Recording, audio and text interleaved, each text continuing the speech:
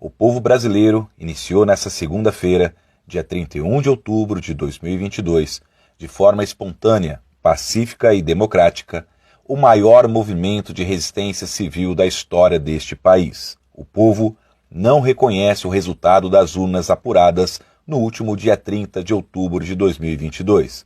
O processo eleitoral de 2022 foi prejudicado pela atuação parcial do Tribunal Superior Eleitoral e órgãos de imprensa, que demonstraram clara discrepância no tratamento dispensado aos candidatos ao cargo de presidência da República. O favorecimento da imprensa ao candidato do PT só não foi mais grave que a clara parcialidade do tribunal, que deveria garantir condições iguais aos candidatos. O Tribunal Superior Eleitoral, ao arrepio do princípio democrático de liberdade de imprensa, da previsão expressa na Constituição de impossibilidade de censura e da livre atividade de imprensa, censurou e determinou que a Rádio Jovem Pan não tratasse sobre fatos envolvendo a condenação do então candidato petista Luiz Inácio Lula da Silva, não importando o contexto da informação. Porém, permitiu que outras emissoras continuassem a disseminar fake news contra o presidente Jair Messias Bolsonaro,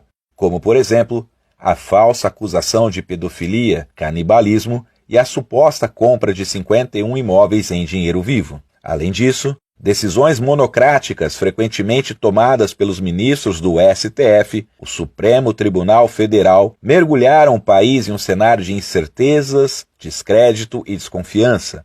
A decisão que anulou as condenações impostas ao ex-presidente Luiz Inácio Lula da Silva é apenas um capítulo da série de canetadas com motivações políticas, que influenciaram o resultado das urnas.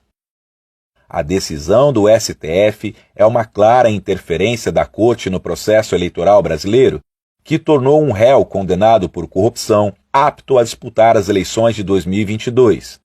Vale lembrar também as ingerências sobre os outros poderes, como a prisão do deputado Daniel Silveira, que causaram desconforto na relação entre judiciário, legislativo e executivo.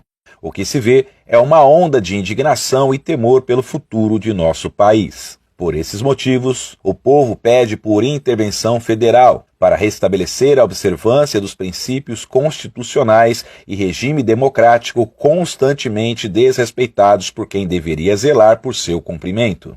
O decreto de intervenção federal é de competência do presidente da República, que neste momento deve estar atento ao pedido do povo brasileiro que não aceita ser governado por um ex-presidiário, condenado e autorizado a disputar a eleição por decisão equivocada do Supremo Tribunal Federal. A anulação dos processos de Luiz Inácio Lula da Silva não o torna inocente, bem como não anula os crimes que cometeu contra a nação brasileira. Movimento em Direita do Brasil, Força Nacional de Homens de Bem, Movimento dos Conservadores Brasileiros.